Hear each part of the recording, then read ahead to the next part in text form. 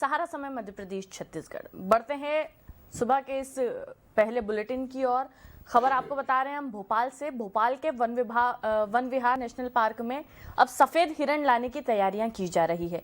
सफेद हिरण सतना जिले के मुकुंदपुर व्हाइट टाइगर पार्क से भोपाल लाया जाएगा। इस कारण भोपाल के नेशनल पार्क में आने से हिरण पर्यटकों के लिए भी आकर्षण का केंद्र बनेगा। आपको बता दें कि सतना से ये सफेद हिरण जो है भोपाल के नेशनल पार्क में लाया जाएगा। और इस खबर पे ज्यादा जानकारी के लिए हमारी संवाददाता अनुपमा सिंह हमारे साथ लाइन पर बनी हुई है। अनुपमा जी, मैं आपसे जानना चाहूंगी कि ये जो सफेद हिरण सतना से लाने की तैयारी भोपाल में की जा रही है, ये कब तक भोपाल आ सकता है और इसके बाद क्या पर्यटकों का वहां पर जमावड़ा बढ़ेगा? देखिए, मध्य प्रदेश का वन विहार जो भोपाल राजधानी में है, और राजधानी में ये वन विहार एक नेशनल पार्क है जो काफी वैसे भी आकर्षण है, क्योंकि इसमें आपको कई तरह के जानवर देखने को मिल सकते हैं। सफेद व्हाइट लॉयन, सफेद शेर भी यहाँ पर है, हाथी है, कई तरह के चीते और बाघ भी यहाँ पर हैं। तो और कई तरह का आकर्षण पहले से है। अब जो बात हो रही है कि सफेद हिरण की, तो सतना के जिले में के मुकुंदपुर में व्हाइट सफारी है, वहां पर सफेद हिरण है, जिसको अब भोपाल लाने की तैयारी मध्य प्रदेश सरकार कर रही है। इससे पर्यटकों का झुकाव, पर्यटकों का रुझान जो है वो वन विहार की तरफ और बढ़ेगा, क्योंकि सफेद जानवर, चाहे सफेद हिरण हो, चाहे सफेद हाथी हो, सफेद तो मोर और सफेद शेर, ये जो आकर्षण के केंद्र होते हैं। तो अब इसकी तैयारी मध्य प्रदेश सरकार कर रही है कि सतना जिले से सफेद हिरण को लाकर वन विहार में के जो नेशनल पार्क है उसमें लाया जाएगा, उसको बसाया जाएगा, जिससे पर्यटकों की संख्या में बढ़ोतरी होगी। जी, तो अनुपमा, कब तक तैयारियां की जा रही, कब तक आ सकता है भोपाल ये सफेद हिरण?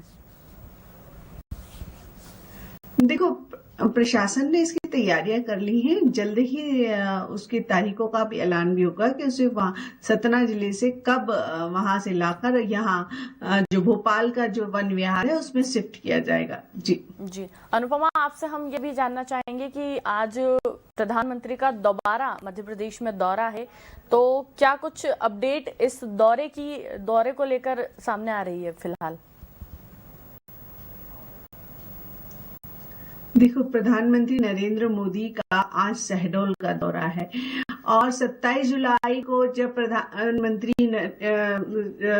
27 जून को जब प्रधानमंत्री नरेंद्र मोदी यहाँ आए थे, तभी ये दौरा वहां पर होना था, लेकिन बारिश के चलते ये दौरा निरस्त हो गया था, तो इसे अब 1 जुलाई को किया गया। तो आज शहडोल में प्रधानमंत्री नरेंद्र मोदी जनसंवाद करेंगे, और जनसंवाद के दौरान पीएम से जो आदेश मिले थे, जो निर्देश मिले थे, उसके बाद अफसरों ने इसकी तैयारियां शुरू कर दी थी, और 15 से 20 मिनट पहले जो है वो पहुंचेंगे। और अधिकारियों के अनुसार बताया जा रहा है कि प्रधानमंत्री जबलपुर आएंगे, उसके बाद शहडोल पहुंचेंगे, और ये पूर्व निर्धारित कार्यक्रम है जिसमें कुछ बदलाव किए गए। प्रधानमंत्री 15 से 20 मिनट पहले शहडोल पहुंचेंगे, जिसमें प्रधानमंत्री वहां शहडोल का जो पारंपरिक स्वागत है उसका आनंद लेंगे। प्रधानमंत्री के लिए वहां शहडोल में डोम बनाया गया है, तो डोम की में भी तैयारियां की गई हैं, जिसमें पकड़िया में प्रस्तावित जो संवाद कार्यक्रम है उसके बगीचे की जो व्यवस्था बनाई गई है वो मौसम को मद्देनजर रखी गई है। मौसम के हिसाब से ही उस पर डोम को तैयार किया गया, ताकि वहां पर अगर बारिश होती है तो पानी वहां ना आ सके, और डोम में ही कुर्सियों को हटाकर वहां खाट बिछाई गई है। पहले जो तैयारी थी वहां कुर्सियों की थी, लेकिन प्रधानमंत्री की इच्छा के अनुरूप वहां पे अब जो खटिया कहते हैं, चारपाई, वो वहां पर लगाई गई है, जिनको अच्छे से पेंटिंग करके उन्हें सुसज्जित, मतलब साज सज्जा के रूप में सजाया गया है। और कार्यक्रम में स्थल पर जो है, क्योंकि बारिश का मौसम है, कभी भी बारिश हो सकती है, मध्य प्रदेश में लगातार मानसून आया हुआ है, बारिश हो रही है, तो इसलिए ये वहां पर देखा गया है, ये व्यवस्था की गई है कि डोम में किसी भी तरह की बारिश अगर आती है तो बारिश ना हो सके। और ये कार्यक्रम के दौरान अगर बारिश होती है तो पानी का जो स्थल है, जो जगह वहां पे बनाई गई है, उसे लालपुर और पकरिया में ट्रंच किया जाएगा। और उसके आसपास जो भी पानी अगर आता है तो वहां पर तक जो कार्यक्रम के स्थल तक ना पहुंच पाए।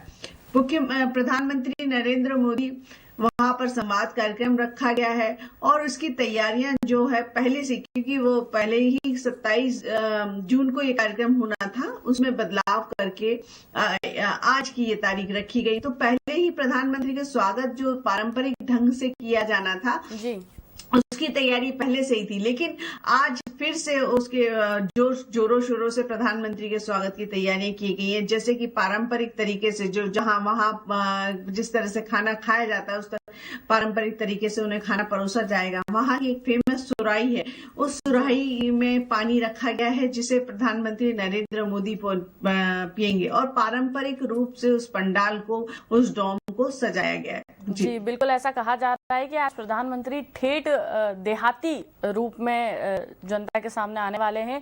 अनुपमा, आप बने रहिए हमारे साथ खबरों के लिए। और अब आपको बता दें कि भोपाल के कुशाभाऊ ठाकरे कन्वेंशन सेंटर में आज से 2 दिन चलने जा रहा है G20 सेवा समिट। इसमें 16 देशों के 400 प्रतिनिधि शामिल होंगे। भारत सहित तमाम देशों के CSO, 4 देशों के एम्बेसडर और UAE के किंग मोहाजी अली खुरी भी इसमें शामिल होंगे। C20 एक अंतर्राष्ट्रीय मंच है जिसमें दुनिया के प्रमुख अर्थव्यवस्थाएं, केंद्रीय बैंक और अंतर्राष्ट्रीय संगठन शामिल है। आपको बता दें कि इस कार्यक्रम में मध्य प्रदेश के 8 सेवा योगी भी सम्मानित किए जाएंगे।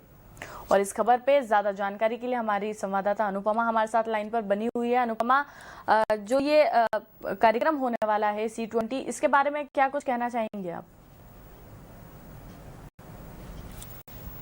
देखिए, भोपाल में C20 का आयोजन किया गया है जिसमें 16 देशों के 400 जो प्रतिनिधि शामिल होंगे। ये कार्यक्रम भोपाल के convention Kushabhau Thackeray convention hall में रखा गया है, जिसमें भारत देश के सहित तमाम देशों के CSO और ब्रांड एम्बेसडर जो हैं वो शामिल होंगे। इसमें 4 देशों के एम्बेसडर, UAE के किंग मोहाजी अली और खुरी भी जो G20 सेवा समिट है उसमें शामिल होंगे। और सिर्फ 1 और 2 जुलाई को इस ग्रुप की जो बैठकें हैं वो होंगी। साथ में प्रदेश में सेवा, परोपकार और स्वैच्छिकता की भावना के साथ आयोजित ये कार्यक्रम किया जा रहा है, जिसमें एक अंतर्राष्ट्रीय मंच दिया जा रहा है G20 के नाम से, जिसे दुनिया भर की प्रमुख अर्थव्यवस्थाएं और केंद्रीय बैंक और अंतर्राष्ट्रीय संगठन भी शामिल होने की संभावना बताई है। और कुल समिट में कुल 8 प्लानिंग हैं जो सेशन होंगे, जो हर सत्र में 3 से 4 वक्ता होंगे। कुल 8 सेवा योगी सम्मानित किए जाएंगे। और 2013 से ये ग्रुप जो काम कर रहा है उसे हर साल एक देश हर साल देश से दूसरी की तरफ की ओर जाता रहा है। तो आज कुशाभाऊ कन्वेंशन हॉल में G20 का 2 दिन की समिट रखी गई है। जी अनुपमा जी, बने रहिए आप हमारे साथ।